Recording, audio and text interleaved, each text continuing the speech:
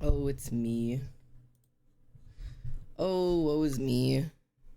Yes, it's me out before the middle of the night. What a strange predicament. I'm here. I'm here to promote my new YouTube video. Go watch it. Unironically, that is like straight up what I'm here for today. Not just like promoting it, but like talking about it. Yo, new follow. Thank you, Wither. Thank you for the follow. Welcome home. My name is Xander. Honor to have you. I'll be on screen in just a moment if you're patient about it. Yeah, no, I'm like deadass. Like, I want to talk. I'm excited about Soldier Poet King stuff again. And I know people always have questions about it and they want to compare the results and they want to talk about like all the different like, oh, but I got this and I want this, but I got this. And I was like, what? It's been so long since we've like had the time to like sit down and talk about that. I was like, why don't we do that? Why don't we like sit down and chat about it? That feels like it could be like a fun little thing to do. So I've decided that that's what I'm gonna do. Ah, Wither is a cyber friend. I see. Connections. Very important to do. Cyber, I will now pay you $10, like I promised, for bringing your friends in. I'm just kidding. Not even my mods get paid. I'm not paying my viewers. I wish. Yeah, I'm alive. Sorry, I know I have not been streaming. Hello everybody, my name is Almost Sander. Welcome home. My camera's a little low. Hold on. That's a little bit better. That's a little better. Hello. I'm gonna switch my music over to something I actually want to listen to, which is not that.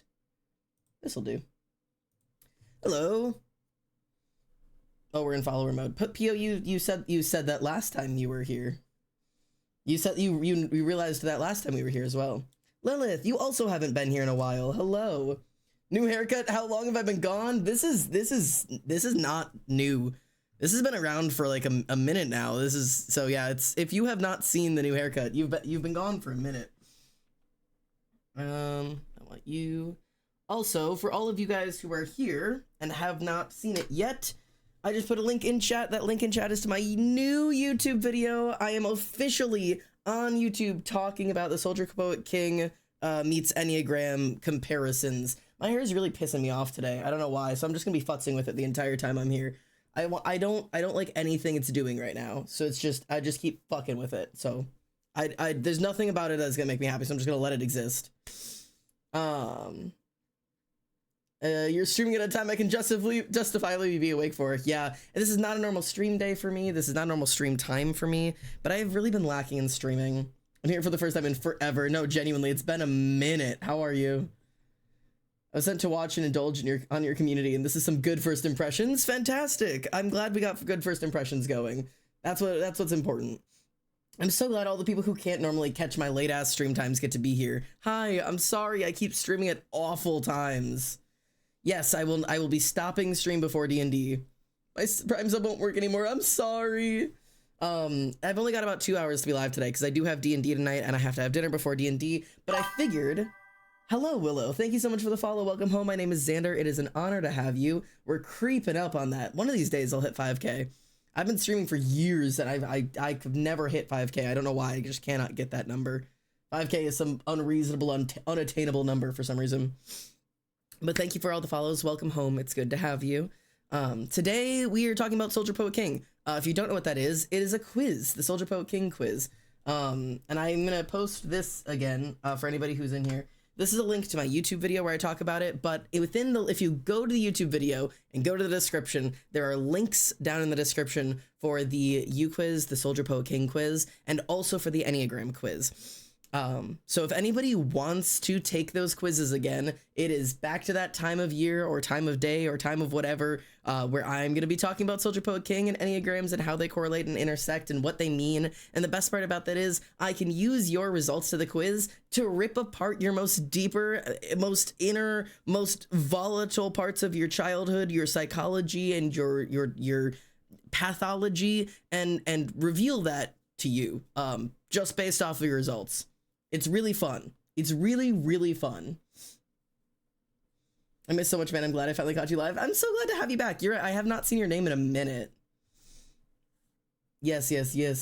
Yes, yes. It's so good to have people back. I'm sorry my streams keep getting later and later. I really do try, but I currently work a 9 to 5, so it is really hard to stream at normal times. If you don't mind, I'm also going to be snacking today. It is really hard to stream at normal times. My snack of choice today, by the way, it's not Cool Whip, it's just a container. None of you know what this is, because my mom made it. But it's really good, I promise. And my dipping item of choice today, graham crackers, motherfucker.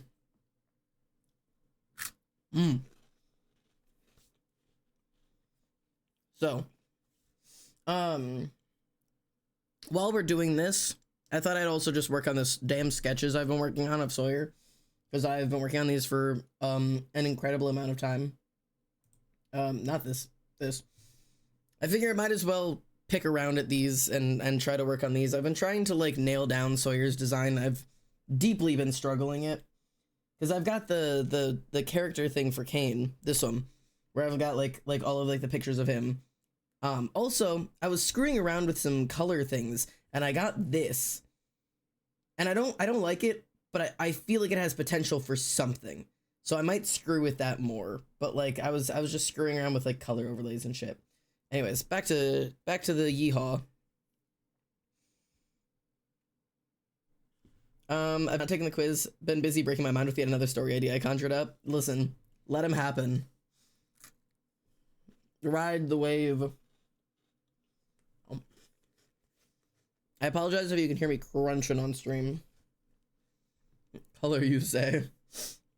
Hey, Bio. 3 stream streak, let's go. So, Chatterinos who have taken the quiz, if you are going to go take the quiz, like I said, follow that link. Here, I forget I can do this. Let me pin this message. Okay, there you go. There's a pin at the top if you want to get to the YouTube video so that you can take the YouTube video to the quiz links. If you would like to do that, then you can do that. So you can play the quiz. But those of you who have taken the quiz and or are in the process of taking it, what kind of results did you get? Did you expect it? Specifically, for the Soldier Poet King quiz. We can get into Enneagram and stuff in a minute as well, if you would like to. But specifically for the Soldier Poet King section of this, has anybody taken it? Did they get what they expected to get? Did you not get what you expected? Were you surprised? Were you disappointed? That also, I feel like that's significant. There's some significance to... There's a level of significance between knowing you weren't going to get what you wanted and like still being disappointed versus like actually truly like thinking like, no, I'm this thing, and then not getting that thing and being like, oh. Like, I feel like there's a purpose to that. Oh, hello there. Hi, Reese. I promise I'm only streaming until like an hour before D&D.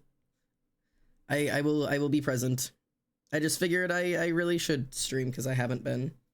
So I'm talking about Soldier Poet King in this. I did expect Poet, but while I was answering questions, I was suspecting Soldier. I know I'm a sad fucker. So real. So true. Pio, your results did actually, they surprised me a little bit, but the longer I thought about them, the more I'm not super surprised. Because I feel like 4s, and there's no basis to this, but I believe that 4s, there are 2 different types in my head.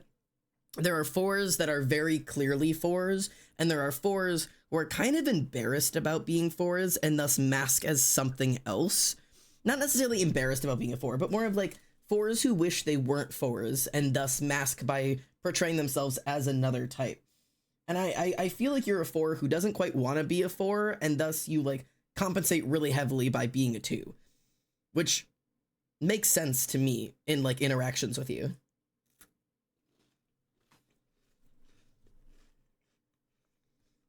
Also, if anybody is not understanding what I'm saying because you don't understand the numbers and stuff yet, I promise you'll get there once I can actually get these videos out. But if you have any questions on stream, I can always explain stuff better live now and answer questions and stuff. So you don't have to wait. Because you guys are special because you're the stream community. So you don't have to wait for me to actually be done with the YouTube video. So like I can answer questions and shit now. Oop. Um, it was rotten. You left the comment on the YouTube channel. Let me see. What exactly did you say? You were a poet, but you were a 9-wing 1. You were a, yeah, rotten. You were a poet, but you were a 9-wing 1, which I've never heard those together. But they, like, as soon as I heard the combination of things, I was actually like, oh, that like makes a lot of sense, because 9-wing 1s are such an interesting wing. Most of the truth. So there's like, do you remember the cube? Do you remember the cube? The chart. These 3 are your truths, like you're like true king, true poet, true soldier.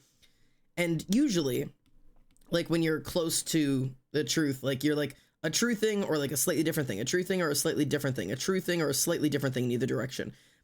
But when you're a 9 or a 1, your truth is like directly next to another truth. Like a true soldier is incredibly close to also being a true king, because 9s and 1s, despite being obviously like different numbers, when they're aligned in the Enneagram symbol, this one, that symbol, the Enneagram symbol, right? When you're aligned like that, 9s are actually here and 1s are here. They're a lot closer than people think they are. So the 2 types are not super disconnected, which is a really interesting pattern to it. And like 9s and 1s are like, they're not at odds with each other, but they're very different in their actions. But the 9 is a peacekeeper. They would do literally anything to keep the peace. They would never upset anything. They're not gonna fight to change things. They're not gonna kick things over. They're not gonna call people out. They're trying to keep the peace. And 1s are the complete opposite. 1s are all about morality. They have like a very strict idea about how they think the world is supposed to be and how they want the world to be. And they very much are like prone to call people out and stop and think and all of those different things. Versus like the 9s, when you get those 2 personalities together and you stick them in the same place, you end up with a poet, because you end up with somebody who sees all the things that are right and wrong and wants to call them out, but would never dare upset the peace by actually doing it. So you end up with this truth and observational poet. Like a true soldier meets a true king actually ends up being almost a true poet, because it's somebody who sees all of it, totally recognizes it, totally understands it, but is not going to pick their feet up and try to force change because they fear the reactions they would get. You end up with a poet. Like it's really cool to find that intersectionality. Intersectionality. I love intersectionality. I love watching things come together. I didn't watch your video yet. Here to be lost, I guess. I am more than happy to explain any questions you have. Ara, if you want, go click on the YouTube video. But you like click on the YouTube video I have pinned in the chat, but you don't have to go watch it. Go to the comment section and the quizzes are there if you want to take the quizzes to find out what you are, and I'll read you for shit. I already have assumptions about you though. I told you that. I already typed you in my head. You're a 2, my friend. In my heart. Reese is 5-wing 4 king. 5-wing 4 king.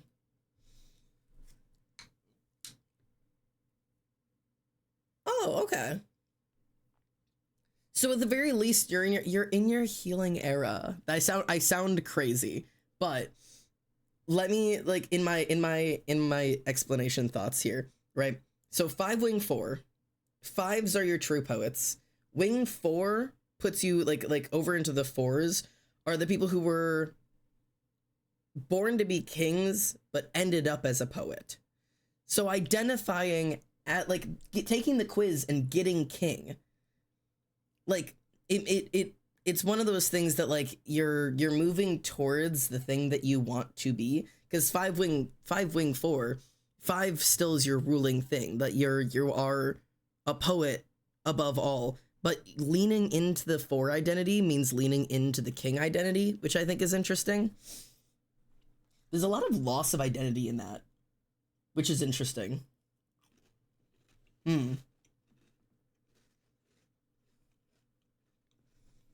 Like, He reset. Haha, what? There, because there's a lot of lost identity in that. Because fives, right? Core fives are people who like take the world apart to understand it, and fours are people who feel like they do not fit within the world properly. Like their main thing is having a sense of identity. It makes a lot of sense to have a 5-wing 4 as somebody who is like, I identify as this, like this a person who I take the world apart, I understand the world, but like if that changes at all, slipping into that 4 world of like why can I understand the world but I can't understand me, or why can I understand the world but the world can't understand me, like that kind of strange duality of it both, of like I'll take it all apart but I can't fit into it. I can do the puzzle, but I'm not a puzzle piece. I don't fit in the puzzle. It's a fun little corner. I'm supposed to be a king, but I turned into an artistic sad boy. So real. Hang on, I scrolled up. Arctic said I just got poet. I don't remember what I got last time, but it wasn't the same. Were you excited about poet? Are you disappointed by that? Are you confused by it? What's your opinion on it?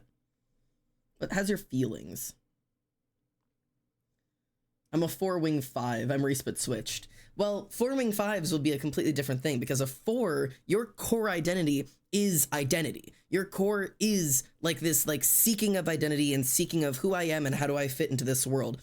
And to do so, to fit into the world, like to actually fit into, how do I say, like to find your place in the world, you're doing that by taking it apart. It's like the complete opposite direction, where it's like, I have to find the place that I fit. I have to find who I am. I have to find my identity. I have to make sure that I am not, you know, some mystery to the world. And to do that, I will take apart every other part of the world and make sure that I fit into it. Like, it's like almost a different idea. I would do this, but I've gotten a different answer every time I've taken the Enneagram test. And that is totally normal, especially for people like us, because I also get different answers very often on the Enneagram test. I have been a 1, I've been a 2, I've been a 4, I've been a 7, I've been a 9. Like I've not been a 9. I've been 1, 2, 4, and 7, and I used to be a 3. Like I truly I've done the rounds a little bit, and a lot of that is because there's one of those things that sometimes you are a type, but you don't identify with that type because you're not ready to identify with that part of you. Because Enneagrams really like rip open at like the most sensitive parts of who you are. And if you're still busy projecting this idea of what I think I am, or what I should be, or what I want to be, or I'm this way because of this thing, and like you're still putting up these defenses and these explanations and the denials of who you are or what you are, you're never actually going to find your true type. It takes a lot of time and work to find your true type. I am definitely nowhere near ready to say that any of these are like, this is my true type. I'm 100% certain that this is who I am, because I'm still working through denial and confusion, but I don't act like this because of that. I feel this way. I do this thing. I want that thing. Like I'm still, I've really been uncertain for a lot of my life. I've gotten many different answers on it. And my Enneagram has always been 5. And some people, and 5 being a true poet, like something that is at the center of it, meant to be, always has been, always will be poet kind of thing, might mean that you're moving through all of the different parts of the best and the worst of 5s, but you've never really stepped outside of like, you know who you are, you know what's going on, you know why you're doing all this. Like there's no confusion to it, which can be different. Hey, look. And I got a whole ass Sona in between. Good lord. It really has been a minute, eh? Oh. Sorry, I kicked shit. I've had to rearrange my room so much to fit everything, because I've got the piano that's in the way right now, plus the Christmas tree. My room is a little busy recently. More than a little bit busy.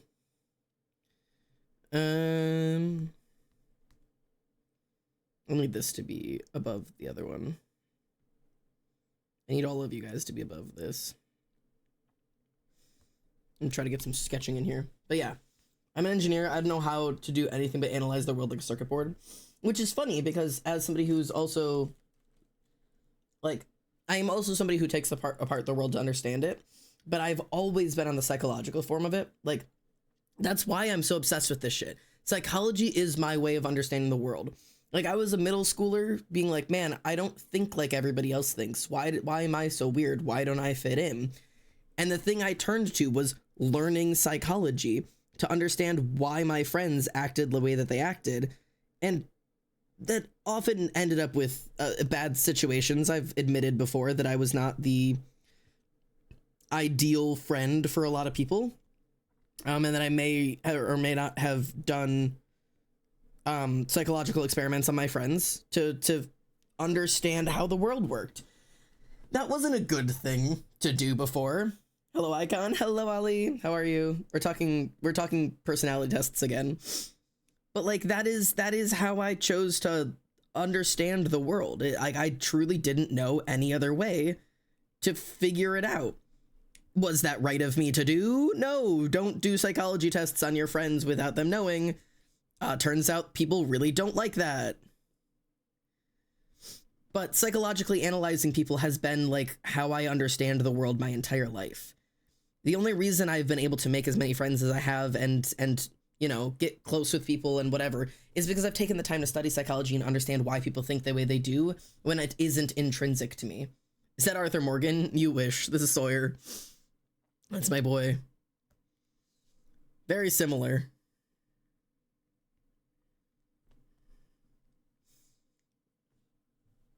Wrong, sisters.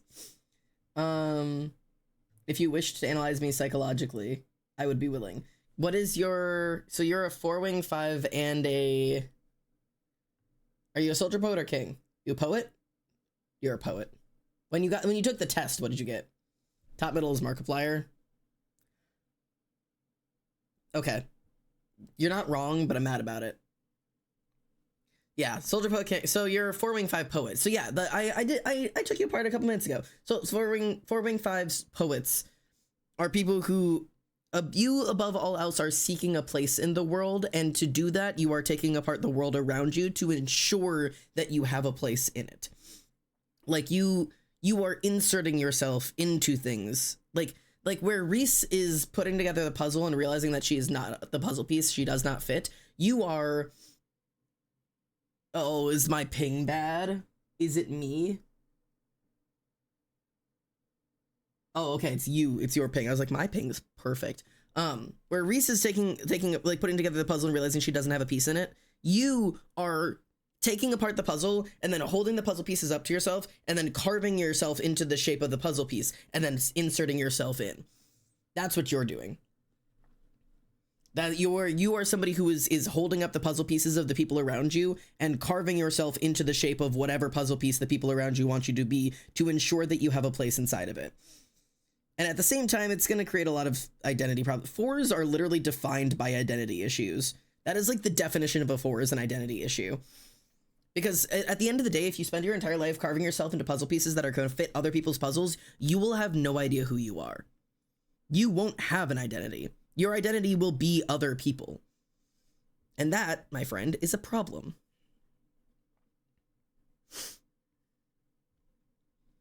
I do not know who I am, really. That's a 4 problem. And you know what sucks? Is that 4's number one issue is loss of sense of identity. And you know what the worst fear of a 4 is? Loss of identity. 4s are so tragic long term. I used to identify as a 4 as well.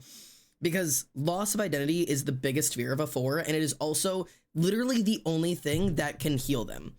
They build themselves this identity, and the only way to recover from the darkest parts of being a 4 is to lose all sense of identity and find it again. You literally have to face the worst possible thing a 4 should face to recover from what you are. And obviously that's true for all identities, but there's something about 4s that are just so...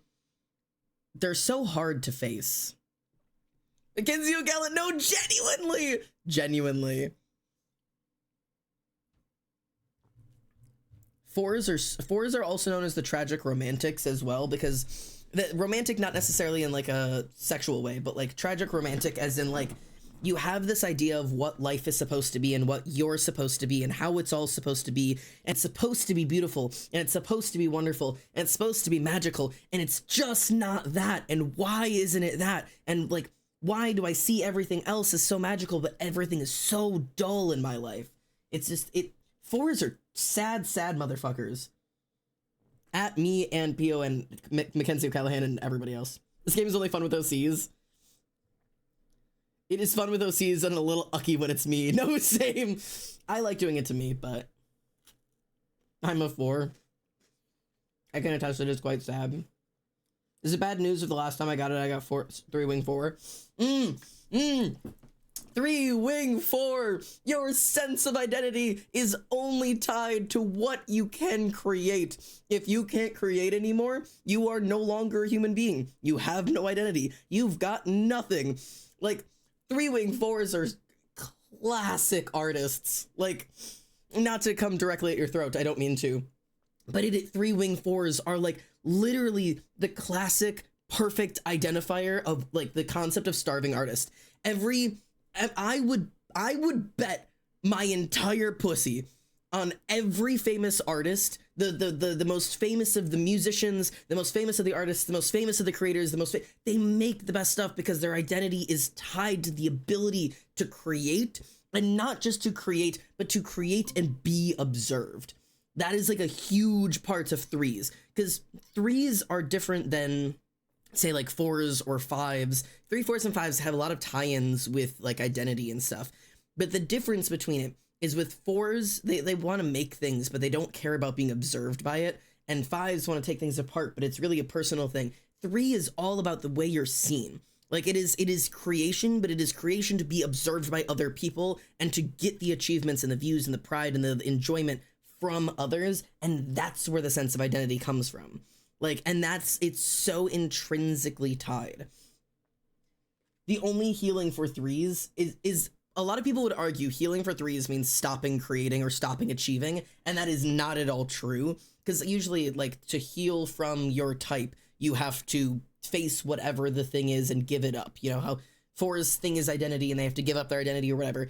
3's things is creating and achieving, so to heal, you have to give up achieving. Wrong. You have to, the healing for 3s has everything to do with internal pride and nothing to do with giving up the art. Like, that's how you burst out into the best forms of creation and artistic expression, is creating and artistically expressing for the purpose of self and not for the purpose of accolades. Like, that's the #1 healing process for 3s. And that's a nightmare. As somebody who used to be a 3. Like, I can firmly say that from the ages of, I would say, like, 9 to, like, 22, I was a 3-wing 4. Or maybe even a 4-wing 3, honestly. I might have been a 4-wing 3.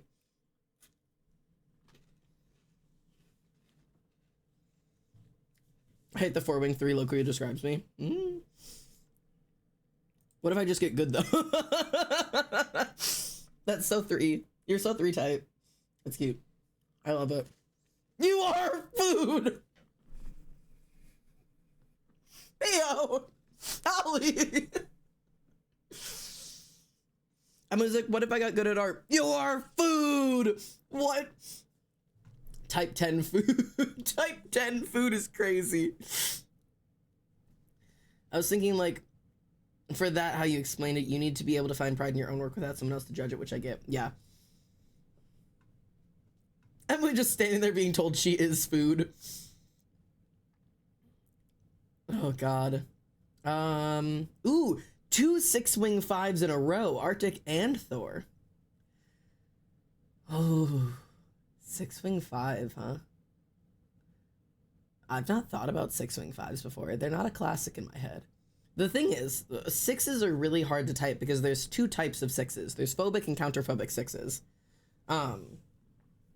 Top 10 foods. Number 7, Emily. Don't bring this back up. She's got food trauma. You are what you eat. I eat type 4s. Hang on. Brutal. So,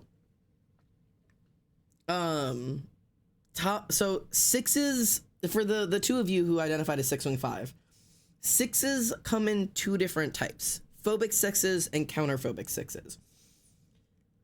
For both of you, my question to Arctic and Thor, who do you trust to know best? Is it like, are you trusting somebody else? Like, you trust, you know, you're turning to your religion, to your family, to your friend group, to your the people all you follow on Twitter, to like, is there a group of people that you turn to know best and you follow their instruction? Or are you turning internally and you are the only person who knows best and you don't trust anybody else's word? Which one are you? Fuck you mean I have food trauma? Like when people were calling you Soup and M Milky, I was like, we can't start another food-based nickname. We can't start that again.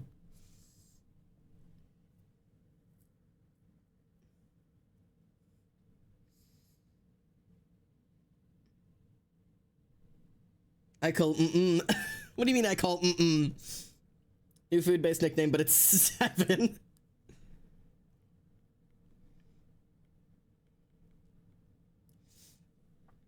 Eminem. The older I get, the more I hate streaming services. It's impossible to find anything because it's always moving all the fucking time. Hello, Lycanthrope.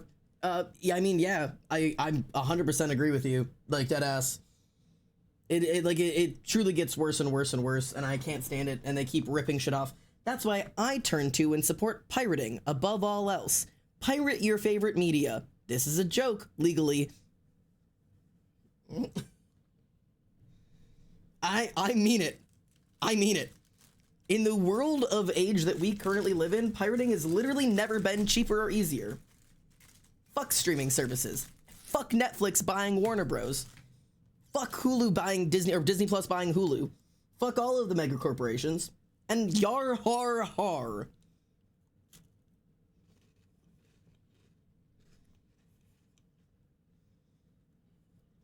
Yo ho and a bottle of rum. Disney Plus bought Hulu.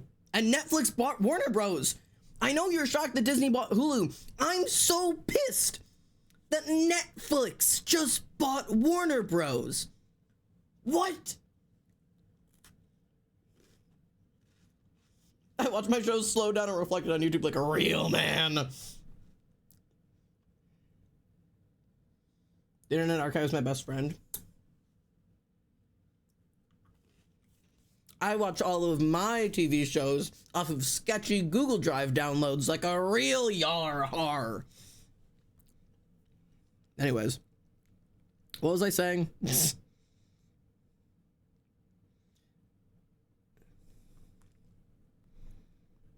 That ear is much too large. Can you get it together a little bit, buddy?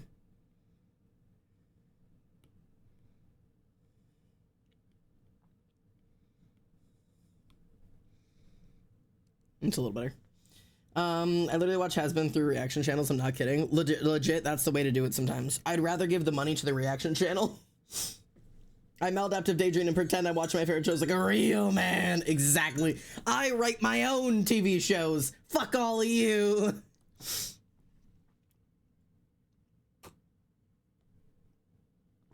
Danny Motto, my beloved. No, genuinely. Best way to do it. Anyways, so 6s for you, the two of you that was 6s. Now, one of you said I trust myself more, and one of you said internally, but I don't really trust myself. I don't think you're where you think you are yet. You're still turning to outside direction. Counterphobic 6s are really, really strong feeling. Phobic 6s are somebody who, a phobic 6 turns to the society, the other, the group, whoever it is. Phobic 6s come in so many different versions. You're like your great grandmama who goes to church and everything she does is based off of the Bible and based off of, you know, God told me so and the religion told me so and the Bible told me so, and, you know, this is the way I must live my life because that is the best way to live, and every thought is filtered through the thought of religion. That is a phobic 6. But the person who is canceling people on TikTok because their favorite YouTuber has been talking about how it's problematic to fucking, I don't know, queer bait real people and celebrities are queer baiting, and the most recent K-pop band needs to be canceled. And so watching any edits that has like the K-pop song in it of a K-pop band that's been queer baiting, that's you needs to be canceled or whatever. That is also a phobic 6. Those are the same thing. Those are the exact same thing. Phobic 6s are turning to somewhere else to get their ideology and their opinions from. And there is nothing wrong with being a phobic 6. Like, but that is like where their identity and their thought processes and their actions and their behaviors stem from, is turning to some bigger thing. Because phobic 6s are also often portrayed as like, they're portrayed like cult followers. Like, they're like, phobic 6s are listening to the leader, and they listen to the voices in their head, and they listen, they're constantly trying, like, phobic 6s are just people that, like, the person who literally cannot get dressed without sending a picture to their friend being like, do you like this outfit? Like, that's a phobic 6. Like, the person who cannot make a single decision without turning to somebody else and asking them, hey, do you like this thing? Do you think this thing looks good? How do you feel about this thing? Phobic 6. Like, it is just somebody who, like, I don't know. I'm so glad I figured out the Netflix Warner Bros. Thing from reliable news sources like Moist Critical. That is also where I get my news. Deadass. So those are the 6s. If you are a counterphobic 6, counterphobic 6s go as hard as they can in the opposite direction. And turn this shit down. Down to the outfit, kind of, yeah, that tracks. So that exactly. So that's a phobic 6. That is the more common type of 6. Counterphobic 6s, for whatever reason, I have to sneeze. Counterphobic 6s have been wronged by whatever the group is, whatever the community is, whatever they were supposed to be paying attention to is, and they have flipped the script, and now they go 100% the opposite direction. They do not trust anyone's opinion. They are the only source of truth. Counterphobic 6s, they are the only opinion they will listen to. They do not take other opinions. They don't take other ideas. They're not listening to anybody else's perspective on it. Their choice, their thought is the only one they will listen to. And oftentimes you see people being like, oh, well, I went from a phobic 6 because I was in the Catholic Church to a counterphobic 6, and now I'm a Satanist and I only listen to like Satanist ideals or whatever. You're just a phobic 6 who switched religions. Going from a Christian phobic 6 to a satanic phobic 6 is not that's not different. You're still following the tenets of something. There's nothing wrong with being a phobic 6. You're not like, oh, you're a sheep, and being a counterphobic 6 means you're a free thinker. Those are not the same thing at all. Counterphobic 6s are much, much, much, much more extreme than a phobic 6 often is.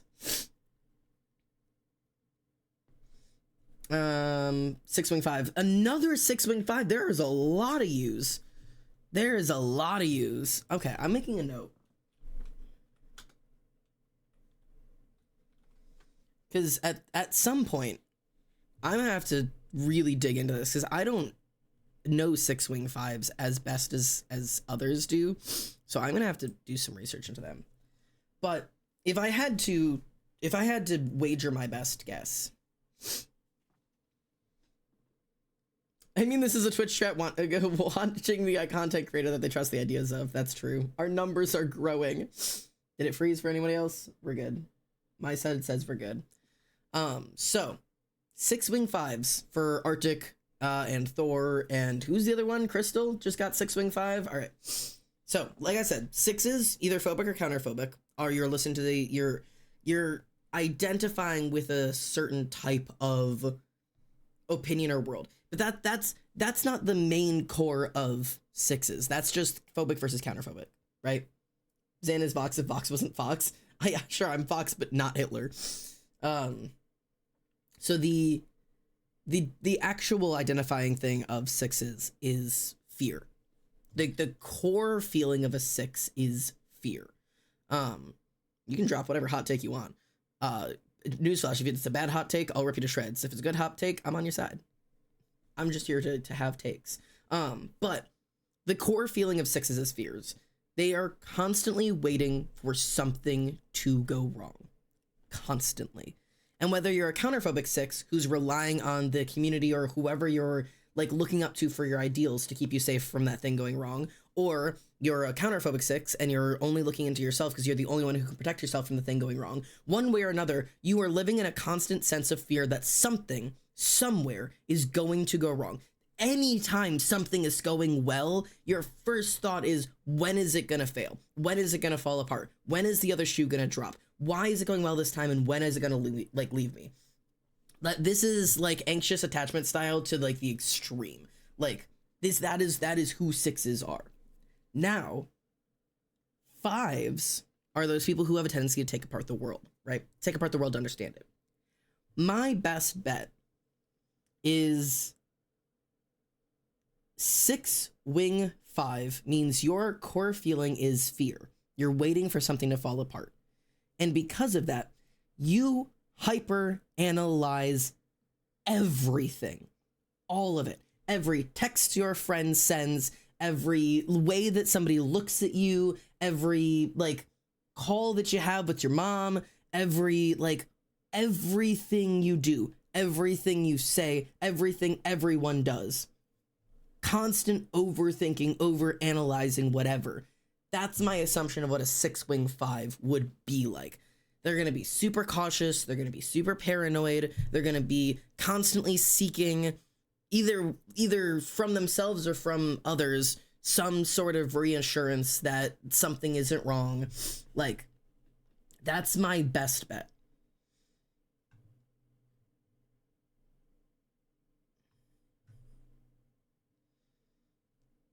Dispatch is like some fucked up mixture of Has-Been Hotel and Arcane, at least rivaling Arcane.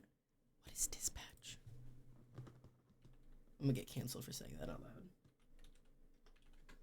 Dispatch? Oh, is that the video game that everybody's been playing? I've been seeing this. I've seen a bunch of this. Yeah, okay. Yeah. Got you. I haven't played enough to tell you if it is a comparison between those two things, but I'd believe you if that's your take. I know someone like that, says Ollie. You've just described my entire mental state for the past 10 years. Yeah. Oh, is my bitrate bad?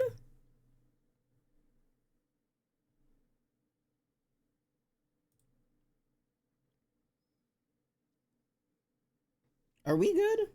My bitrate is really bad right now. Are we okay?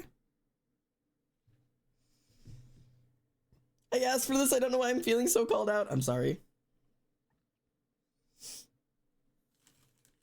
We're good? Okay.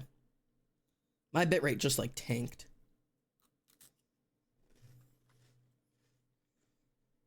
You're goob. All right, good. Glad to know we're goob.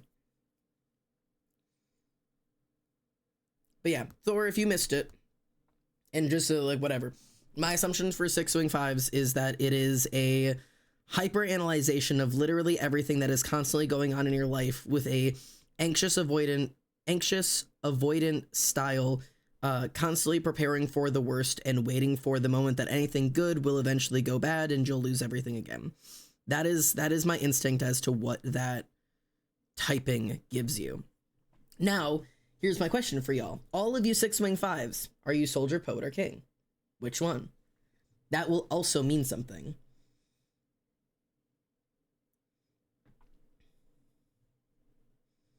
This game is like a show I haven't watched, is a crazy hot take. Speaking with people a lot in the Discord has kind of helped me with the overanalyzing every interaction, though I've calmed slightly. That's good. Ow, that's 100% accurate. King.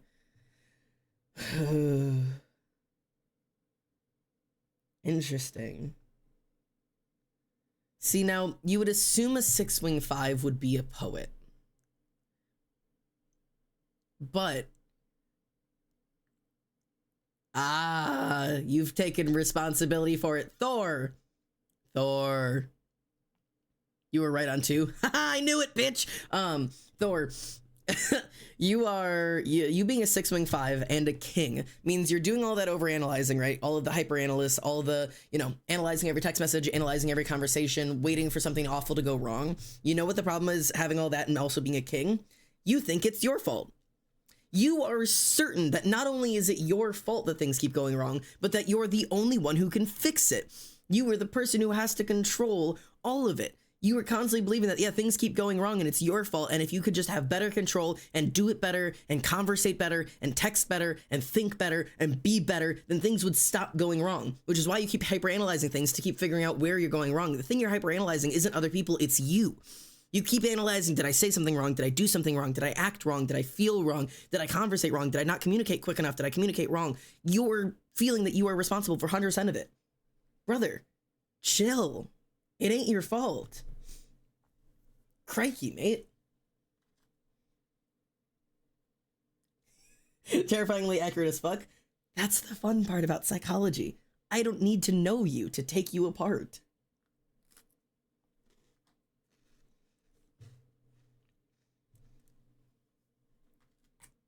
I have great amusement in this.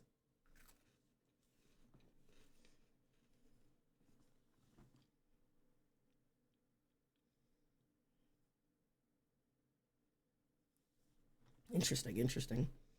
Me, I want to be ripped to shreds. All right, Cyber, what's your Enneagram type and your Soldier Poking? My brain hurts now. Sorry. That's one of the most unchinned things I've heard you say, purely because you were giggling while saying it. Yeah, sorry, I have a tendency to giggle when I get excited about psychology. 7, wing 6, soldier. Oh, brother, you're on the fucking run. Jesus Christ. That is such a crazy... You're on the motherfucking run. 7s, oh my god. So, okay, we've talked about 6s. Whether you're a phobic 6 or a counterphobic 6, 6 is concept of fear. How do I get these results? Comfort, go up to, there's a pin in the, what do you call it? Brother, slow down! Genuinely. There's a pin in the comments that'll take you to my YouTube video. You don't have to watch it all right now, but go in the links in the bottom, like of the description of the YouTube video, and there's links to 2 different quizzes. Go take both of them. So, 6 wing 7 soldier.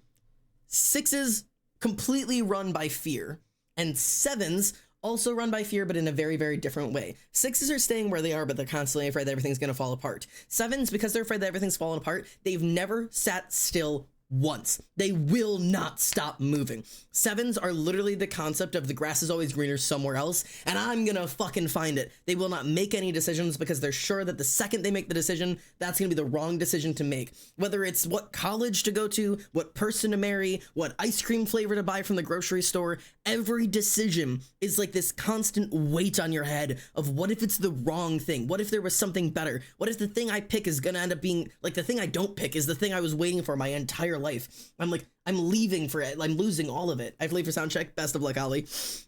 I will be watching, by the way. And like all that's 7s. And you being a 6, meaning you're waiting for everything to fall apart. Like, because 7 wing 8s are a little bit of a different thing. And 7s are also entertainers. Like, no. 7s are also like entertainers. Like, they're the most like entertainment based. Like a lot of performers, musicians, whatever, are 7s because they're the life of the party and they're bringing all the energy and they're constantly like, yes, more. You see them at every party, they're doing everything, but you can't catch them because the second it slows down and they have to like face the real world, they dip. And the reason they're doing that is for different reasons, but 6s is because fear. So 7s are like, they're entertaining the people, they're connecting the people, they're doing all the things with the people, but at the end of all of it, they're doing it because they're so afraid that when it stops, it's over and you'll lose it and it's gone. And you being a soldier means you're not ready to do any of the changes that come with it. Poets would be the I'm sit and observe, I'm just going to accept it or whatever. Kings are I'm going to do something to change it. Soldiers are just head down, keep going. It doesn't matter what it is. Keep running, keep thinking, keep fighting, keep finding something else to distract yourself with. Because the moment you stop and you have to make a decision, you're going to lose everything you've been trying to do. And whatever decision you make, you are certain you know it is going to be the wrong one. So you won't make the decision. You're the soldier. You will not be making any decisions. You're not the king who's going to finally make the decision and change it. You are going to sit and not make the decision. This literally distracts me. I spent 20 minutes in a Walmart section trying to pick out what manga I wanted because I wanted to get the right one. This is also the reason I know I'm partially a 7, because I will literally stand in the kitchen for 30 minutes to decide what to eat for dinner. So stupid. Resits 8:30. 8:30 is the thing. That's why me and Emily messaged in D&D scheduling, trying to see if we could take a break during D&D to watch the musical.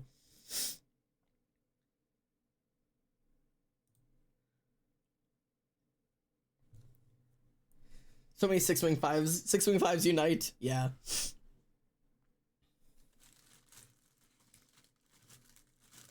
Well, she's also got to get to college, I think. I don't think she's there yet. A whole lot of sitting around. Yeah, probably. I had to sneeze again.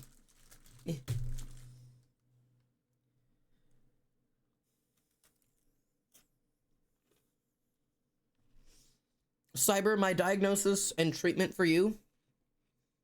I'm gonna do the quiz again. Do it. Cyber, my diagnosis and treatment plan for you.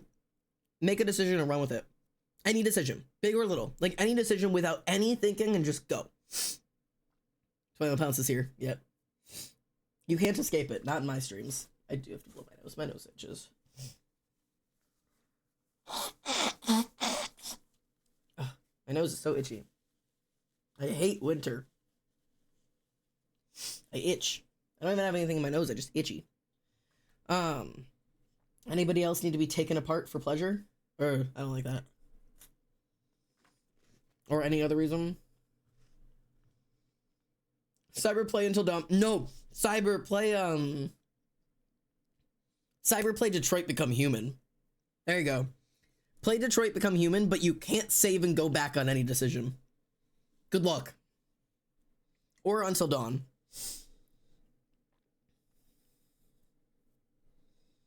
Or Baldur's Gate 3, yeah, that too. But you can't go back. I literally, because, like, being a 7, I literally can't play those games because they stress me out so fucking much. I quite literally can't play them without looking up the answers and figuring out what would happen.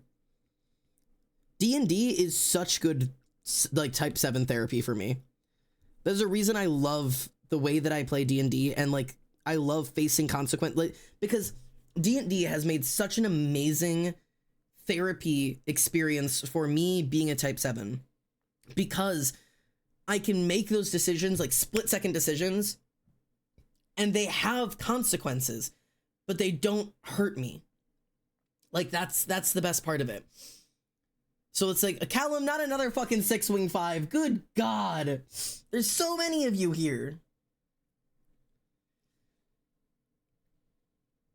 I love facing the consequences in D&D because I'm not facing the consequences in real life. And, like, yeah, I know some of that. And also, if it really is awful consequences, I can talk to my DM. I can find a way around it. We can find a way to make it work. But there's something so much fun about not doing that and facing the consequences and making it a part of my story and making it a part of my identity and making it a part of what I've chosen, who I am, and, like, watching what it feels like to just make decisions and just go with it. Like, it really is, like, unironically really good exposure therapy for me. Hot take, play D&D. What if I lie, so also 615, so I'm a part of the gang? Willow is also a sick. Jesus Christ, you guys! Oh my God. I need y'all to come here. Come here. Come here. Listen to me. People, oh God. People not liking you is not your fault. It's not your fault. There is nothing you can do. You are with the wrong people. You cannot be more or less of who you are. You're not too loud. You're not too much. You're not too annoying. You're not too distracting. You're not too clingy. You're not whatever the fuck you think you are, that if you could just stop being, people would like you more. You can't change it. You're annoying. Get used to it. Find people who don't find you annoying. There are people out there who want you for who you are. If you're too much for people, find people who want more. You don't change yourself for people who want less. Stop it. I get it. You're insecure. You're waiting for everything to fall apart because you're waiting for the moment that people realize that they don't like you and then they leave you. Stop it. You are pushing people away by doing that. It is not your job to take apart everything that you do and mold yourself to fit this fucking puzzle piece that you think people want. Just be you. You will lose people in the process. They were people who you didn't want in the first place. And the people who want you will find you. Chill. Okay? All right. All right.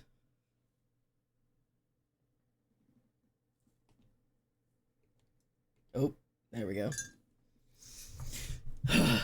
For all my type 6 wing 5 motherfuckers, chill.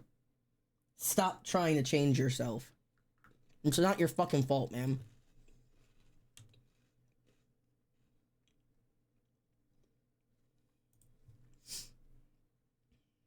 I am a plane. I can be your plane. Oh, God. Okay, sorry. Just had to get that out of the way for all of the type 6s who needed it. Chill, my dearests. It's all gonna be okay. I need you to just be willing to lose it all.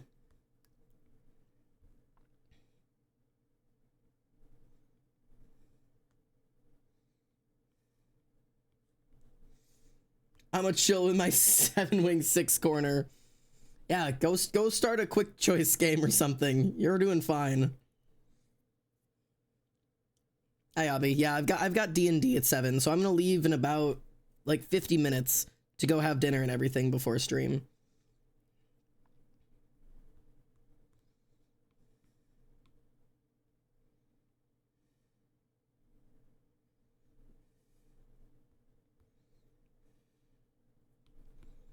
Having to draw his fucking crotch and shit. People. Cyber playing DVH and me doing a puzzle, just watching on in horror. Hi, Tyrio. Ara, you're a 2-wing 1. What is your soldier, poet, king? Are you soldier, poet, or king? I know you're a 2-wing 1. Are you a soldier, a poet, or a king?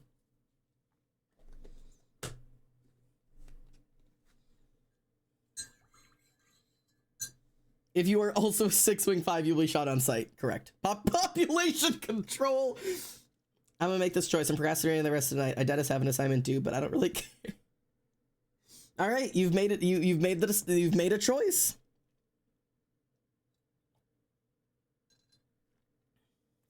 Open season on 6-wing 5s. Oh my God. Jesus Christ. Spare them. Mercy. 2-wing 1 king. Ooh, I should have guessed considering both 1s and 2s are kings. So it really depends on if you were born to be a king or if you were born to be a poet. My instinct is that you, like, your core is a 2, meaning you're born to be a poet, but you ended up a king.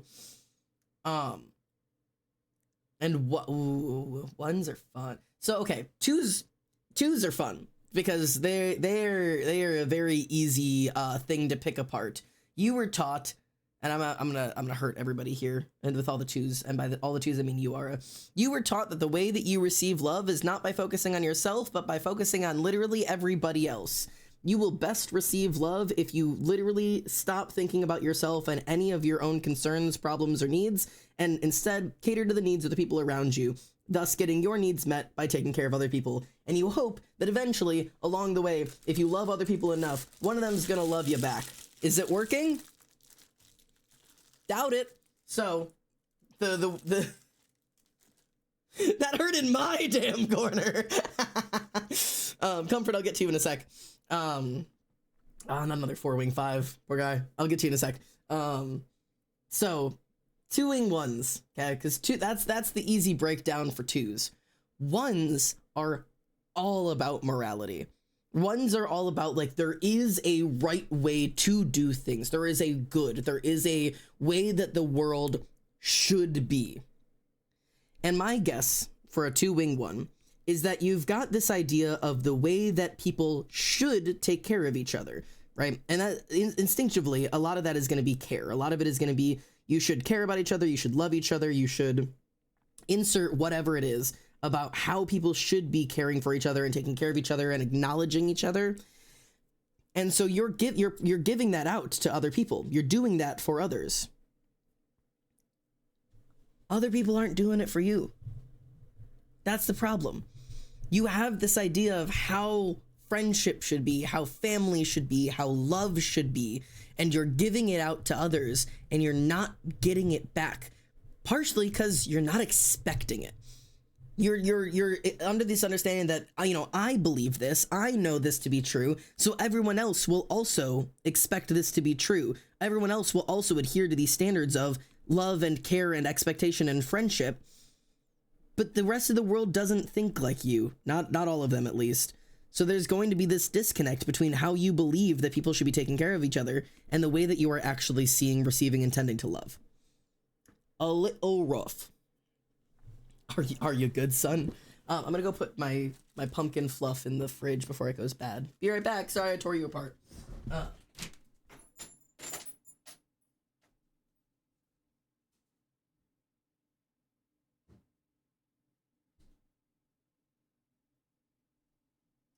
And another thing. Because you're a king type, forgot to mention this. That's the reason I believe that you're giving it out but not getting it back, because kings believe it's their responsibility. Like, there is definitely like a... Zanman apologizes, but Zanman no really mean it. I don't mean it at all. The problem with 2-wing-1s being kings is if you were a 2-wing-1 poet, you would be waiting for other people to give that to you so that you can match it. But you're a king. You believe the responsibility is yours. You believe if I want to be loved that way, I have to love other people that way, regardless of whether or not I'm getting it back. Sucks, eh?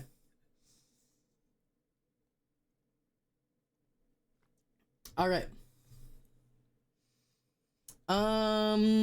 Who did I say I was gonna rip apart next? There was another 4 around here, another 4-wing 5, eh? Who was it? You, lycanthropy. It's not lycanthropy, that's lycanthrope. All right, lycanthrope. Can I call you lichen? Can I call you lichen? So. Also, hang on, I gotta figure out. It would be here, because you're seeing the inside of his arm, right? So it would be, sorry, I had to figure this out really quickly. Because it would be, this would be the thumb under. Like thumb under, and then this would be like the finger over. Ah, I see. So it would be like this. That's how it would look. I understand. Okay. Gotta go lick me my wounds now. Yeah, sorry, man. Good with any name? Alright, bet. So, what were you? You are a 4-wing 5. I gotta scroll up. 4-wing 5 king. So we've talked about 4-wing 5s a little bit. The entire thing about 4-wing 5s is identity, right? And I think it was, is it Pio that is also a 4-wing 5? 4s are completely about the sense of identity. You crave to have an identity, right? You crave to know who you are. There's a stigma around 4s that a lot of their identity comes from being different from others. Like they have this need and desire to not only like be a certain, what layer did I draw this on? God damn it.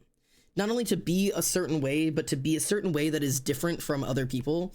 Like there's this like sense of identity that means like I need to stand out from the crowd. I need to be different. I need to be my own sense of whoever. But the part of that comes with 5s, right? 5s are your people who are taking the world apart to understand it. So a 4-wing 5 is somebody that is, I need to find my place in the world. I need to find my identity. And thus I will take apart what I think everybody else wants for me and needs for me. And I will use that to handcraft an identity that I believe people will like. That is literally how 4-wing 5s are thinking. They're like, I have this identity. I have this like need to be liked by others. I will find that way. This like not necessarily liked by others, but I need to find my place with others. And I will do so by handcrafting who I am into something that I know people will like. That is the way that the mindset goes. I will take apart what I know other people want, and I will find a way to mold myself into that. You're filing yourself into a puzzle piece. You're losing all sense of identity to be other people. I want to do this like every other month and see if or when it changes. You have to do the work to see if and when it changes. Honestly, I know every other month sounds fun. I recommend it about once every 6 months. It's normally what I do.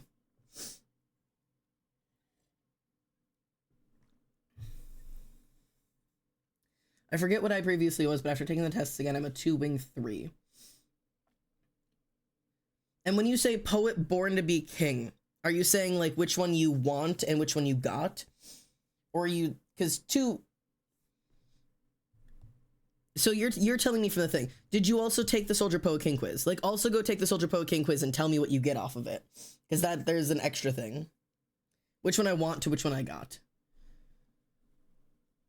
Yes, I did that. Okay, wait. Because I'm right now I'm asking people to do both. I'm asking, take the Enneagram test, tell me what it tells you to get, and then also tell me what you get off of the Poet King quiz.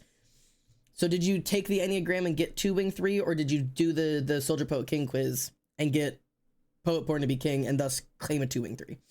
Which one? I'm totally fine with either, but let me know which one it is, because that means something. I took both. Okay, cool. This hits the nail on the head. What is existence if not other people? Yeah.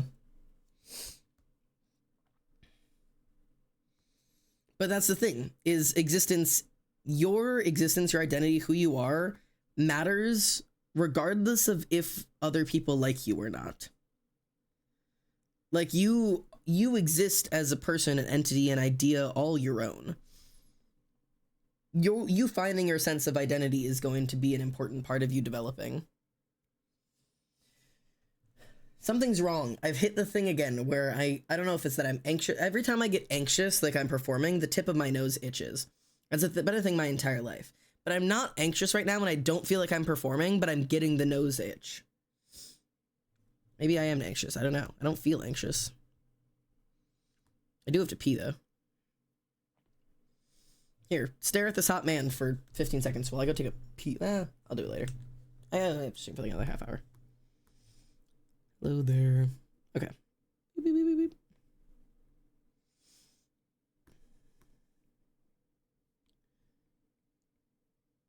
Okay.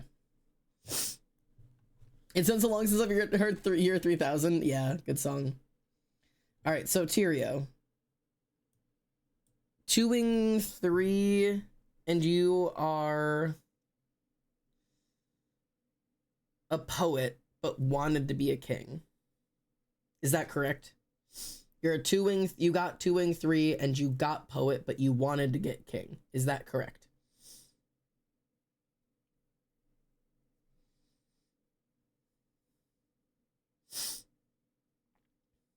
Oh, wanted to be a poet, got king. Ah. Got it.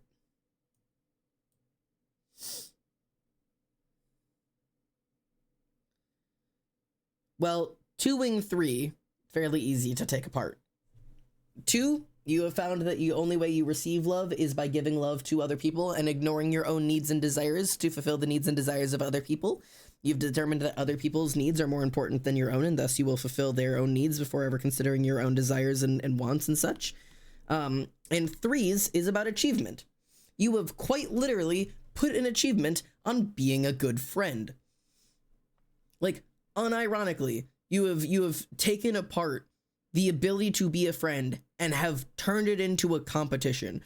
Your goals and achievement aren't recognition and awards and shit. Your goals and achievement is how good of a friend can I be? And if you fail at that thing, you fail at who you are as a person.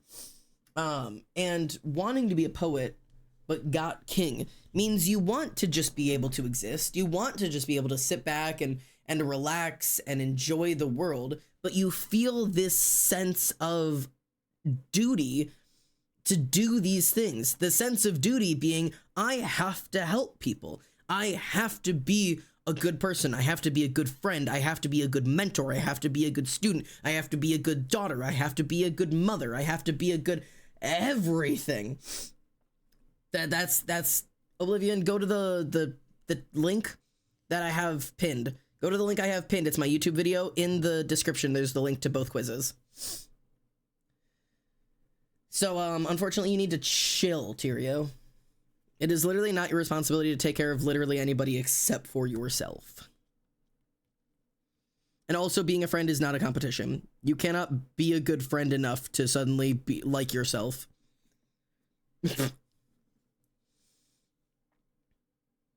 I know. I fully believe you. You've done it before.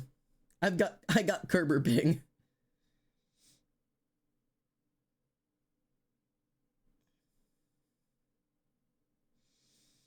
I kind of don't exist outside of other people. I don't really have hobbies beyond art, other people.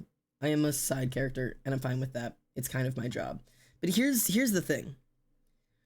If you live your entire life believing yourself to be a side character in other people's roles, other people's lives, you will never have an identity.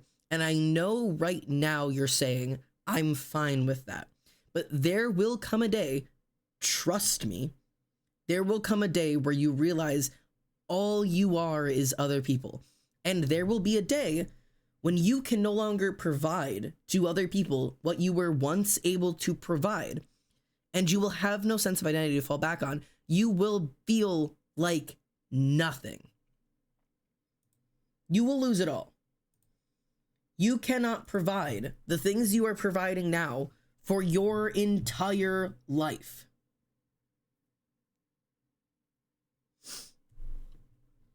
The reason I say it so instinctively is not to pull him into this. My grandfather is a 4, for sure. He's all about, well, he's specifically 4 wing 5, all about carving himself into helping other people.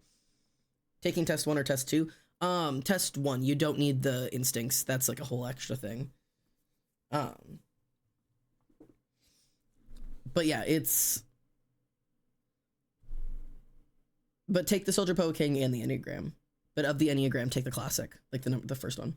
But yeah, my grandpa's a 4 wing 5. Builds his identity around his ability to help other people. Except he's now in his 50s, right? He's grown. He not just grown, he's gone through a lot to the point that he has given everything he has to give. He has nothing left. He doesn't have the money to give to other people. He doesn't have the ability to go out and drive everyone everywhere anymore. He doesn't have the ability to drop everything and help everyone. He doesn't have the strength to move everything. He doesn't have the all of that extra everything that he used to be able to do for everyone. He can't do anymore. And he does not have a sense of identity anymore. He doesn't know who he is if he is not able to literally take the shoes off of his feet and give them to people. I'm not joking. Has met people and taken the shoes off of his feet and given them to them and driven home in his socks. Kind of give away at everything.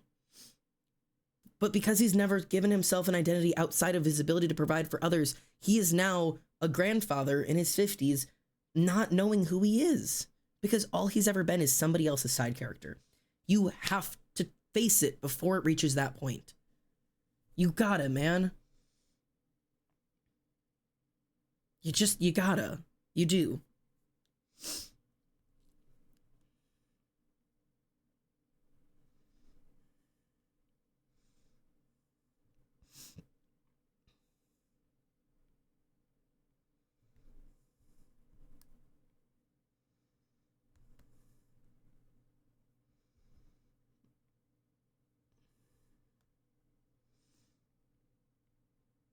I don't understand how to draw these like cowboy hats are very hard for me.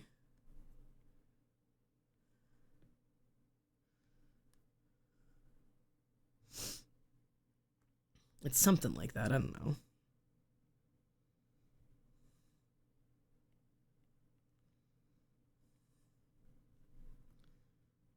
I don't know. You're coming with me to make dinner? I'm on my way. Good hat. Thank you. I was just saying I really struggle with cowboy hats.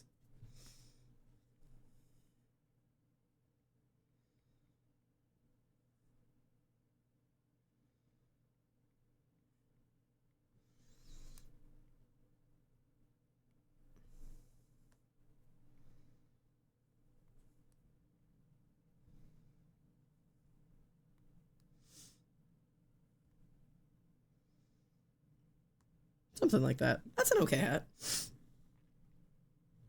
I need to stop giving my characters hats. It's not funny. I can't draw them. No, genuinely. Xander hurts me in psychology quizzes. That's why I put him into my cat game and torture him. That's fair.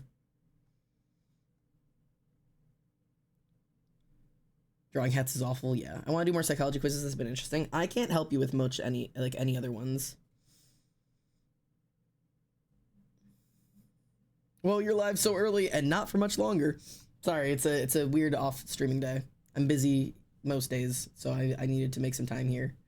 But good to see you. How are you? I don't have much going for me, and I recognize my friends do. My friends are really amazing and talented people, and I'm excited to see what they'll do. It's my job to check in on them and make sure they're okay. You were almost correct. You were really close. You're getting there. Your friends are amazing, and they're talented people, and I'm excited to see what they'll do. Period. It is not... I'm pulling it out again. It is not your job to take care of literally anyone's mental health unless you are a parent and they are your child. It's different to some degree, but it is not your job to care for anyone but you. Ever. Oh, but my friends have so much going for them and it really, like, they've been really stressed and who else is going to take? No. Oh, but they're really sad and if I don't do this thing for them, they're going to be even sad. No. Oh, but they've done so much for me and I really just want to pay them. No. Not your job. You're allowed to. You are allowed to care for other people. You are allowed to take care of other people. You are allowed to help other people. You are allowed even to give more of yourself than you normally do to people sometimes. But you're going to kill yourself if you do it all the time. People have limits. You have limits. And you're going to reach a day where you hit your limit, and then guess what? You're not going to be able to give anything to anyone ever again. You're going to hit a limit. You're going to be done. Yes, I am quoting Jaden Animations. You are not personally responsible for anyone's happiness. Shout out.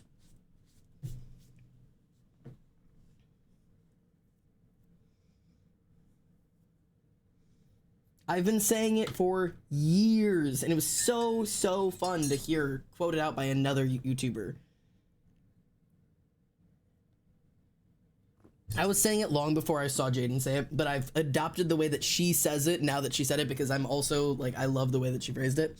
But I've been saying that for years. There's clips of me saying it years back on here and everywhere else. But, like, I wish people could see that. It is never, ever your responsibility to take care of anybody's mental health except yourself. You are allowed to want to help your friends, and you are totally allowed to help your friends. That is a really honorable and really great thing to do, and I'm so glad that you want to take care of the people that you love. That is such a great trait to have. And also, if you do it all the time, constantly, forever, you are going to build up resentment for your friends. You are. You are going to grow resentful of constantly giving to people who do not give back to you in the same way because they're not asking you to do all this.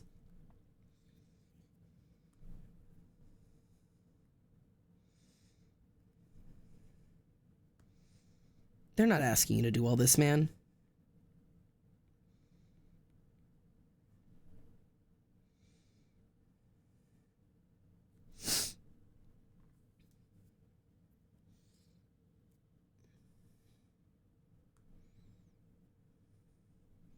Xander, your words wound me, oh my god. I'm sorry, I don't mean to wound you. I'm just trying to take care of you guys. Like, really. Learned the hard way. And that's the worst part, is that you will learn. You will. Whether you want to learn it because somebody said it to you and you started to put it together, or you go to therapy and you start to put it together, or you build a level of self-respect and you start putting it together, or you want to learn the fucking hard way, you'll learn the fucking hard way. You will. Voice crack.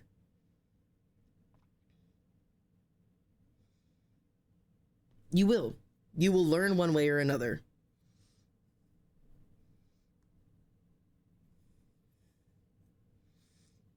Wounded / pause is kind of funny, yeah. It's positive wounding. Look, I was raised bad. And that's the hardest part about the Enneagram, is it picks at the part of us that we didn't really have a choice in. The thing about Enneagrams is the parts of you that are shown in the Enneagram test are parts that you didn't really have a choice in how you turned out. The Enneagram defines how you find and discover love and like how you accept love in your life. And often that is how you were taught to accept love. It is how you got your needs met when you were too young to understand what was even happening.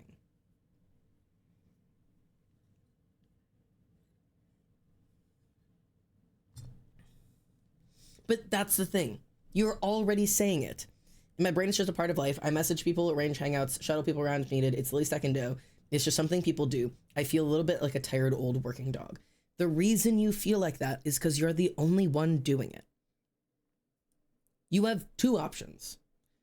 Stop giving as hard as you're giving and match the people around you, which sucks, but will stop draining you. Or find people who give the way you give, and you will not feel like a tired working dog anymore. Because the thing is, you're doing the thing that pisses me off about this, that makes me so angry and so upset and so volatile about all of this, is you're doing the right thing. You are doing the things that are required to build friendships, to build communities, to have the lives that you want. You're doing the right things. You are supposed to inconvenience yourself for your friends. You are supposed to exhaust yourself for your friends. You're supposed to give everything you can for your friends when you are capable of giving it. But they're supposed to match that. If I call you at 3 a.m. saying I need to talk, something's really wrong, you are supposed to give up your good night's sleep to talk to me. In the same vein, if you call me while I'm at work and like, oh my God, I need a ride right now, I crashed my car, whatever, I am supposed to be willing to give up being at my job to run and go get you. You are supposed to be willing to give up everything for the people around you when you are capable of doing. I'm not saying everything constantly all the time, but you have to be willing to be inconvenienced and willing to be uncomfortable and willing to do shit you wouldn't normally want to do. If your friend is moving out and you're like, God, I hate moving, I hate cleaning, good luck. You're never going to have a community. You show up at 6 a.m. with a bag of trash cans and paint, and you help them clean their house. No, it's not fun. You show up for your friends. But if you show up for everyone and no one shows up for you, you end up that tired old working dog. If I don't reach out first, nobody really talks to me. You're with the wrong people. You are with the wrong people. I thought it had to be like that for almost my entire life. I have friends. Not all of my friends, because everybody's in a different place right now and everyone is giving what they're willing and able to give. But I have had friends, I've met friends, I've been with friends, where you will realize that there are people who will match you, who will match the energy and the desire to give the way that you do. There are. And they will understand when you have to disappear for a little bit. And they will understand when you can't always show up. And they will understand that they're going to show up when you can't. And it is okay that not every friend you have is like this. It is rare to meet these types of people. But all of you listening in chat right now are proof that all of us exist. All of you saying that I would show up for my friends, I would do anything for my friends, I would drive to the ends of the earth, I am the tired old working dog or whatever.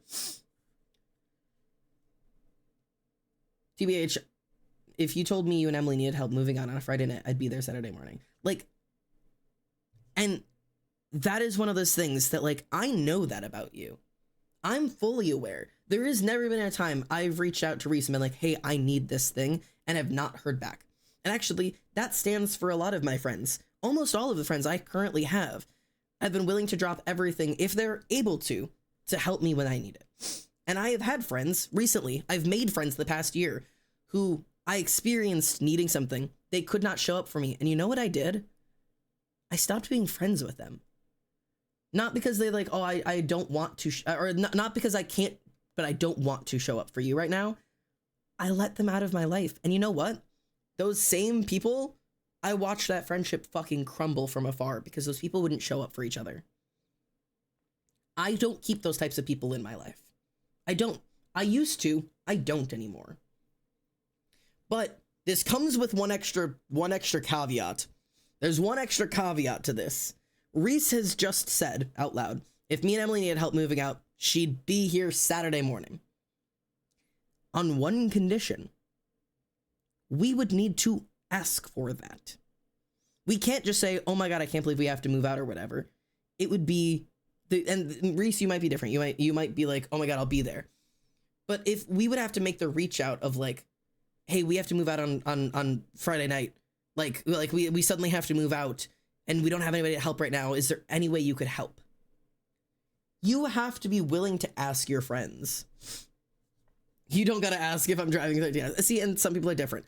But depending on what it is, people can't read your mind. My expectation, and again, Reese may be different in this situation, especially because of the way that she knows us. But if you text your friends, I can't believe I have to move out or whatever, some of them are going to jump forward.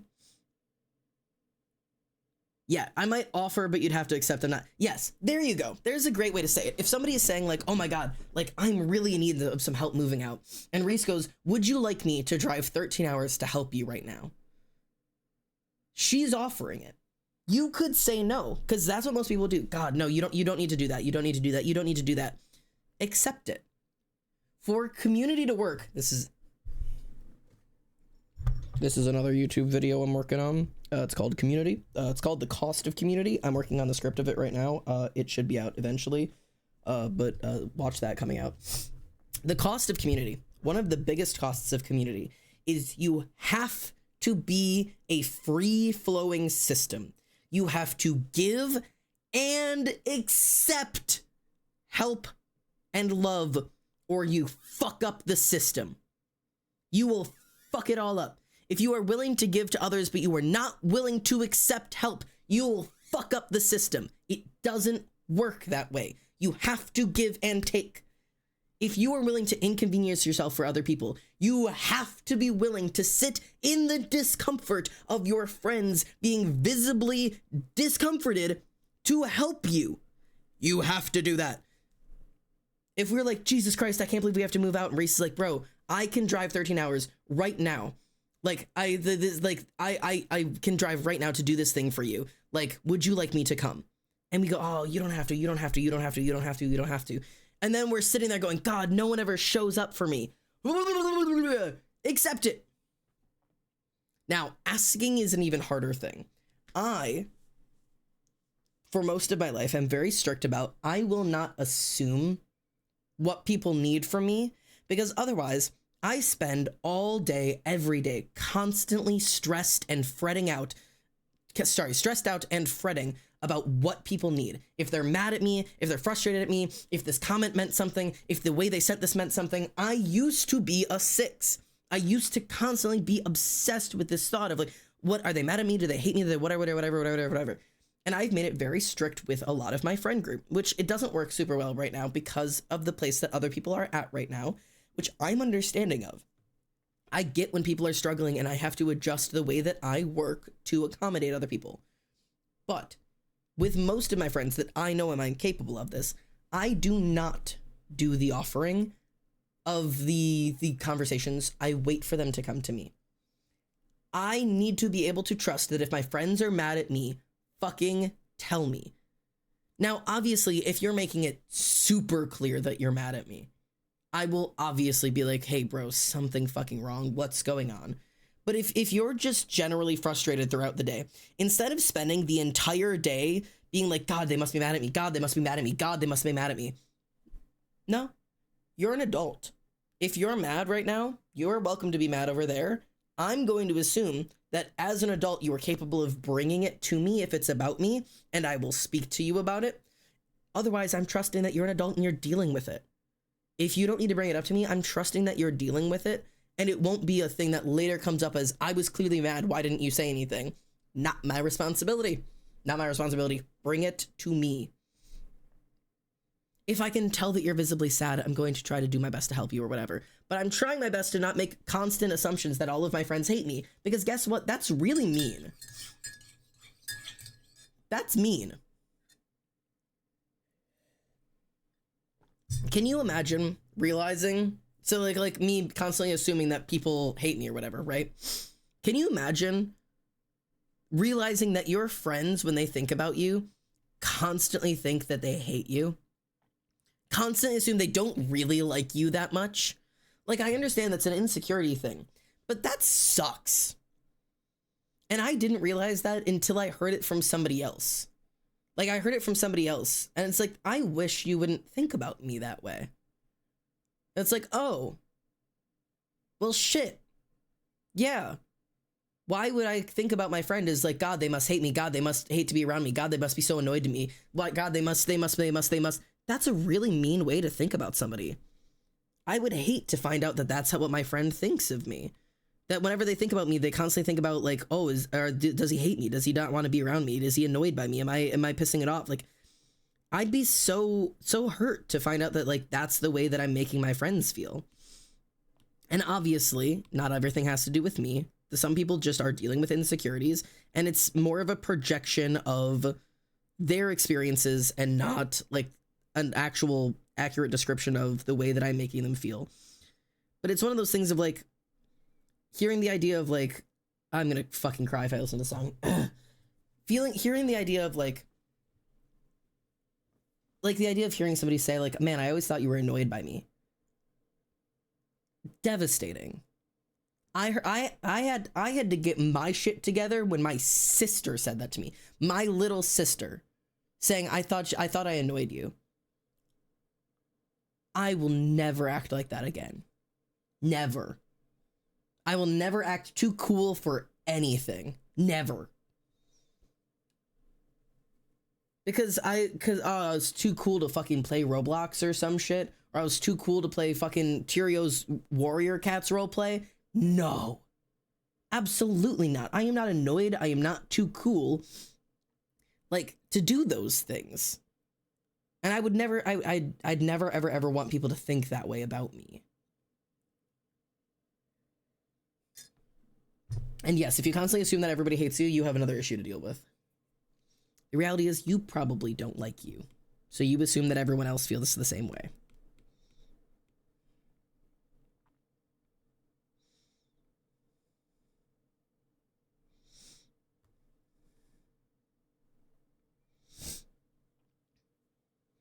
How do your streams come with such life-changing discussions? Holy shit. I have studied psychology my entire life because it's the only way I've learned how to connect and relate to other people. So sometimes this used to be like the #1 thing I did in all of my streams. This used to be what every stream was like, and I stopped doing it because, okay, all right, I'm gonna make an admit right now. I'm gonna have an admitting moment for a second. I stopped doing it because I thought it was boring people for me to just be sad on main all the time. Like, this used to be like the #1 way that all of our streams went, is we would always have these like psychology, life-changing discussions or whatever. And I was like, God, this is not like a fun stream to be in. Like, nobody's enjoying just constantly being talked to about how you're sad because of this thing, and you're a bad friend because of this thing, and you got to change this thing about you.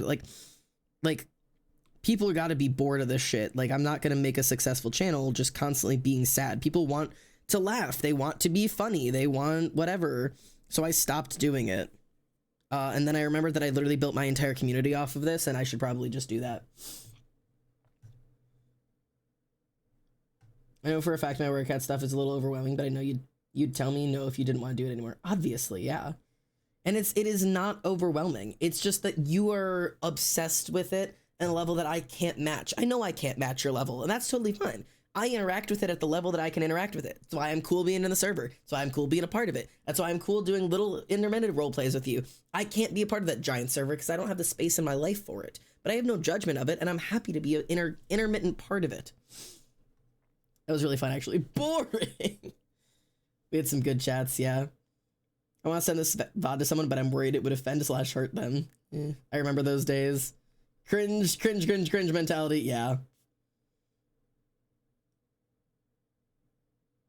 The inner rants about psychology and relationships is one of my favorite stream events.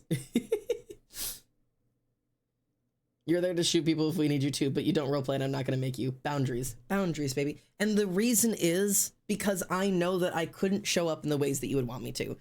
Even you asked, you want to be a part of this roleplay server. The response for me is, I have nothing against it, but I know that I cannot show up in the ways that you would need me to. I do not have the time or energy or space in my life right now to manage such a big server with such high requirements for roleplay interaction. And thus the answer is, I would love to be a part of it, but I cannot be a part of it in that way. Let me be a part of it in a really small way, so that way our lives are still interacting, but like, I'm matching you where you're at, you know? Respect, baby. Respect.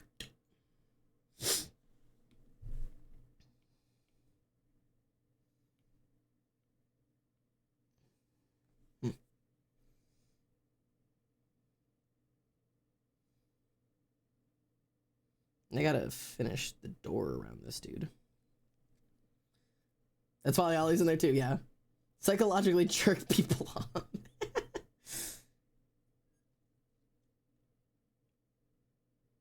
Ollie even gets to be, no, I'm not. And Reese, is Reese in there now too? No, I'm not. Get her in there.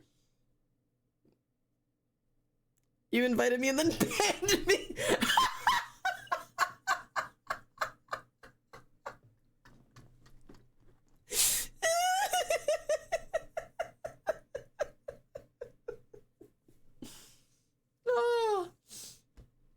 Oh my god. Oh, that brings me joy. But there is like a, how do I explain? Like there's like, I've made it super clear that I have no judgment for any of these things, and I'm always willing to be invited into them, and that they don't annoy me, and thus you're really willing to drag me into them. And I'm really glad, because there was a point in my life where I know that wouldn't have been true.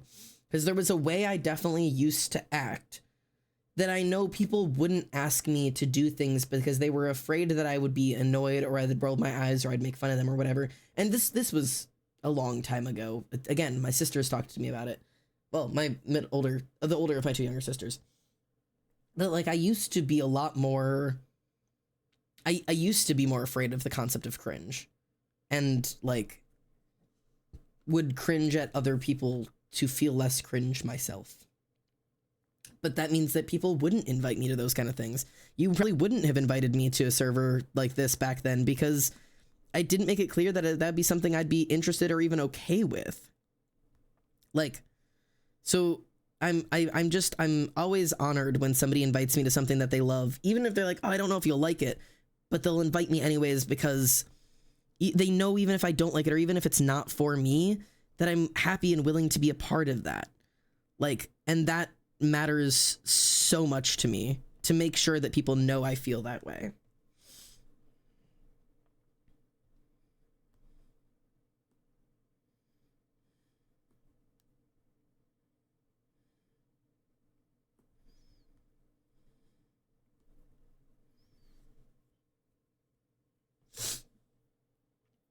I definitely was like that when you guys first met me, and I'm still making progress, but I'm trying. I got a double agent life in college that I'm trying to get away from. And I completely get that. Like, and the thing is, as somebody who has no judgment for shit, I also have no judgment for still being in that part of your life, because that is such a hard thing to untrain, especially when you're spending such a large portion of your life trying to fit in.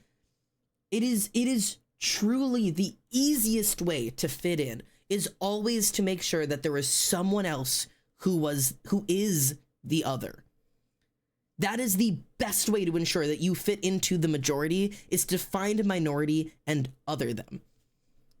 Like, and that sucks. Like, that's hard. And I fully admit that I was that. And I even did it in like the super like weird backwards way, where I was the other, because I was the weird kid. I was the emo kid. I was the grunge kid. I was the punk kid. I was the dark kid. I was gothic and all that shit. And you know what I did instead? I hated all the normal bitches. I hated anybody who got excited. Oh, you got excited to go to homecoming? Well, guess what I did during my homecoming? I got all dressed up with my friends. We went, and instead of actually going to the dance, we sat in the cafeteria and played poker the entire night. No, I'm not joking. That is actually, we got all dressed up, and instead of dancing, because that was cringe and normal, we sat at the table and played poker the entire night. And while, yes, playing poker was really fun, I really wanted to go dance to the stupid pop music. But I wouldn't, because that was normie behavior. I would not admit liking or listening to any pop or country or popular music. The more popular it was, the more I hated it, because there was an other. There was an other, and therefore I was included in something. Like, that shit sucks. That shit sucks. That whole I'm not like other girls mentality, that's the same thing. That is the intense and violent desire to fit in somewhere, and the best and easiest way to guarantee that is to other somebody else.